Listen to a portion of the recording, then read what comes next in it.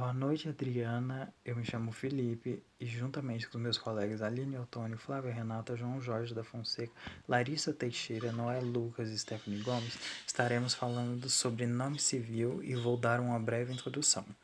São os direitos da personalidade, o direito ao nome, à vida, à imagem e à privacidade. Além disso, são essenciais o direito à dignidade, à integridade de tudo que lhe é próprio, nome, honra, privacidade, intimidade, dentre outros. Dentre os tópicos abordados no Código Civil estão os direitos da personalidade, direito à proteção e integridade do corpo da pessoa, da imagem, da inviolabilidade da vida privada e a proibição da publicação de escritos ou o uso da imagem da pessoa. O nome é direito da personalidade como tal protegido, pois individualiza a pessoa, distinguindo-as de outros. De preferência, o nome deve incluir o sobrenome do pai e da mãe. Bom dia, professor Adriano. Me chamo João Jorge e hoje irei falar um pouco acerca do nome civil, o qual se encontra disposto nos artigos 16 a 19 do Código Civil Brasileiro. Bom, mas afinal, o que é um nome? Para alguns juristas, como Carlos Roberto Gonçalves, o nome é o elemento que individualiza a pessoa natural no âmbito da sociedade. Bom, nós podemos observar um nome por dois aspectos. Primeiro, que é o aspecto individual, que é justamente que aquela pessoa natural será identificada apenas por aquele nome, e o aspecto público, que é de interesse do Estado e da sociedade. Então, como aquela pessoa vai ser identificada na sociedade? Lembrando que o nome ele contém a propriedade familiar juntamente da sua identificação. Bom, um nome ele possui finalidade dupla. Finalidade de retificação, no caso de mudança, por exemplo, o que em tese seria imutável, caso a pessoa natural decida mudar seu nome após alcançar a maioridade, ela tem que preservar a boa fama da família dela.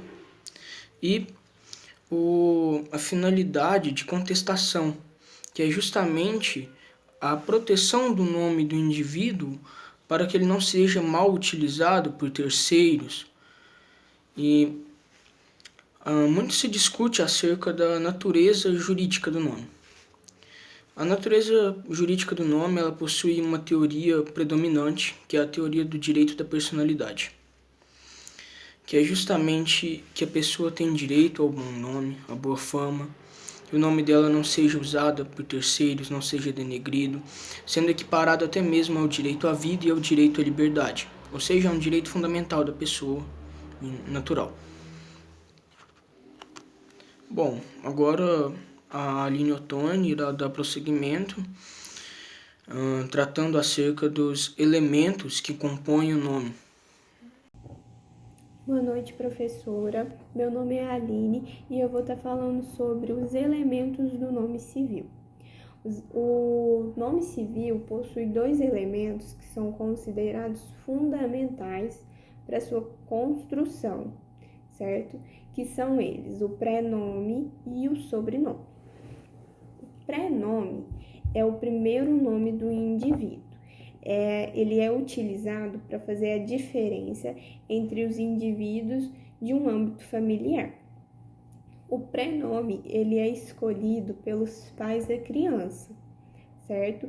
Mas essa escolha, dos pais, eles têm que ter um bom senso na hora de estar escolhendo o nome da criança, pois o oficial de registro civil, ele tem total liberdade de não aceitar o registro daquele nome, desde que ele analise e ache, ele tem a impressão de que aquele nome pode causar um certo constrangimento àquele indivíduo, um constrangimento futuro ou um constrangimento imediato, certo? Existe o sobrenome. O sobrenome ele também é conhecido como apelido de família e patrônimo, certo? O sobrenome é aquele nome que ele é utilizado para identificar a origem do indivíduo, né? Da onde ele vem, qual que é a família daquele indivíduo. O indivíduo, assim que ele nasce... Boa noite, meu nome é Flávia. Eu vou falar para vocês um pouco sobre pseudônimo em relação ao nome civil.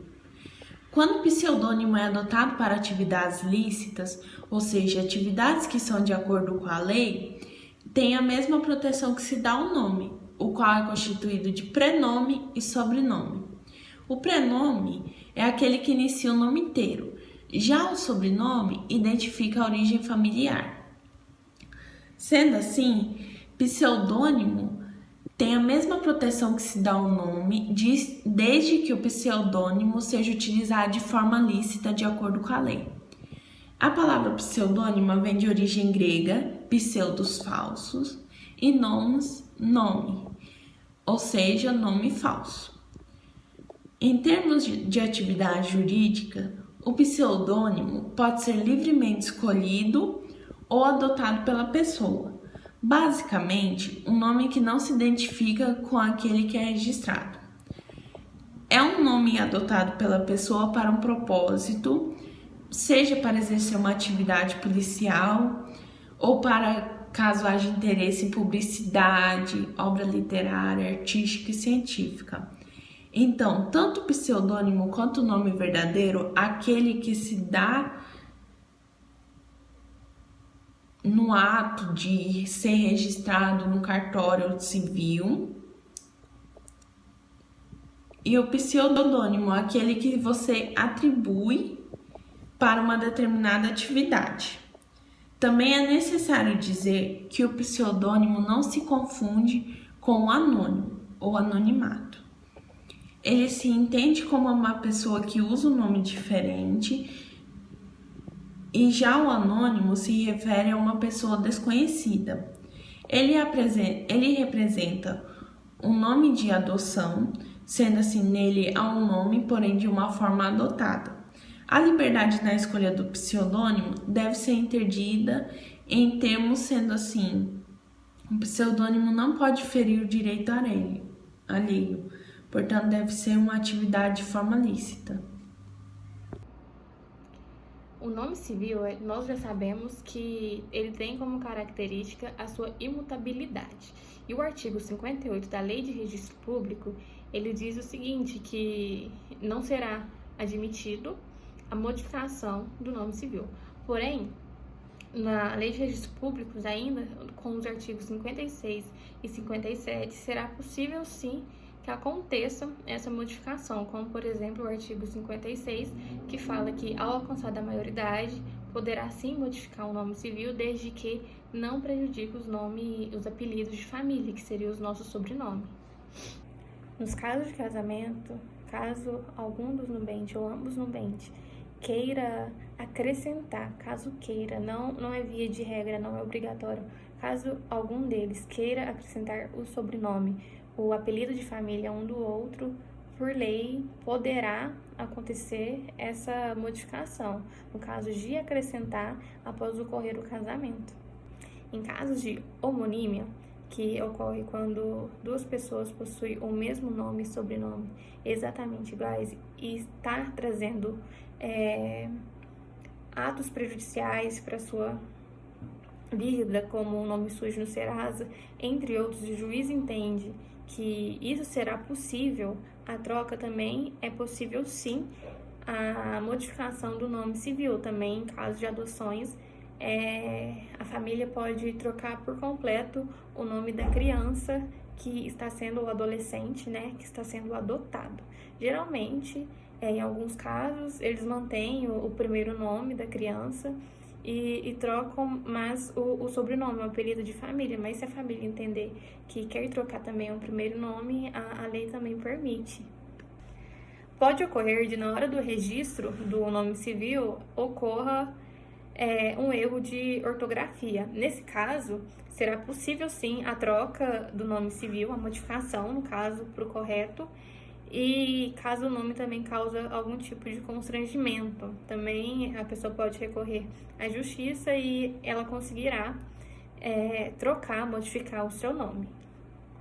Também tem o caso da Xuxa e do Lula, que eles acrescentaram o apelido público notório ao nome e, permitido assim, eles não trocaram, eles apenas acrescentaram.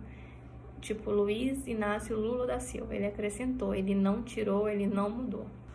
Também é interessante falar que pode haver troca também no nome civil quando esse nome lhe causa risco à sua vida. Por exemplo, a vítimas ou testemunhas de crimes que vêm recebendo ameaça, será possível realizar essa troca com a finalidade de protegê-las.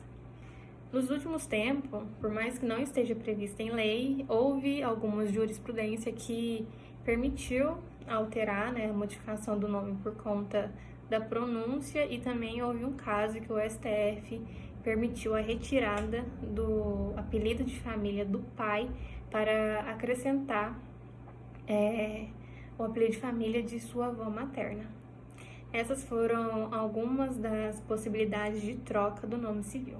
No processo de retificação de nome civil, no caso de pessoas trans, não é mais necessário entrar com um processo via judicial, visto que depois que o STF formulou a ADI número 4275, que nela consta que toda pessoa transexual tem direito da alteração do seu nome civil e do gênero, agora é necessário apenas que a pessoa compareça a um cartório de registro civil levando alguns documentos, como documentos pessoais, registro de antecedentes criminais e dentre outros registros. Não é um processo gratuito, tem um valor a se pago, mas esse valor varia de estado para estado. Olá, professora. Irei falar um pouquinho sobre o acórdão escolhido pelo meu grupo para retratarmos o nosso tema central, que é nome civil. Bom, o acórdão, ele é realizado pelo Supremo Tribunal Federal em relação ao caso de modificação de sobrenome do registro de certidão de nascimento.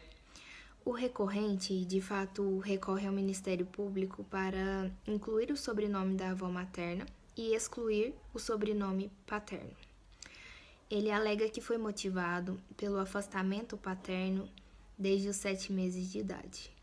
Alega que não houve um suporte financeiro e nem afetivo e de ser muito insatisfeito com o seu sobrenome.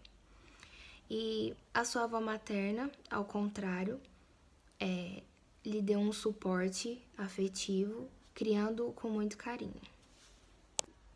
O acórdão se dispõe da lei de número 6.015, criada em 1973, retratando os artigos 56 e 57, que se dispõem dos seguintes conteúdos. Artigo 56. O interessado no primeiro ano após ter atingido a maioridade civil poderá pessoalmente ou por procurador bastante alterar o sobrenome ou o nome, desde que não prejudique os apelidos de família, averbando-se a alteração que será publicada pela imprensa. Artigo 57. A alteração posterior do nome, somente por exceção e motivadamente após audiência do Ministério Público, será permitida por sentença do juiz a que estiver sujeito a registro, arquivando-se o mandato e publicando-se a alteração pela imprensa, ressalvada a hipótese do artigo 110 dessa lei. O ministro Sidney Benitti, para fundamentar o seu voto, ele ressalta o artigo 57 e fundamenta que esse, de fato, é um caso excepcional a qual o recorrente não se sente satisfeito com o próprio sobrenome. O ministro ressalta também o artigo 1º, inciso 3, que se dispõe da dignidade da pessoa humana. Alega que nenhuma pessoa deve ser reconhecida pelo sobrenome que lhe traz angústia ou constrangimento. O desembargador Benedito Silvério Ribeiro diz que a jurisprudência faz bom uso do artigo 58. Ele relata que nós somos reconhecidos pelos nossos nomes e que é algo muito importante. é um traço de fato característico familiar íntimo e que devemos sermos satisfeitos. Ele, por esse motivo, retrata a sua aceitação em relação à modificação do nome do recorrente, alegando que esse é um caso de fato de exceção e que o pedido do menino deve ser levado em consideração. Tendo em vista que não se deve entregar o conceito pessoal, mas sim as razões íntimas e psicológicas do portador do nome, que pode levar até mesmo uma vida atormentada,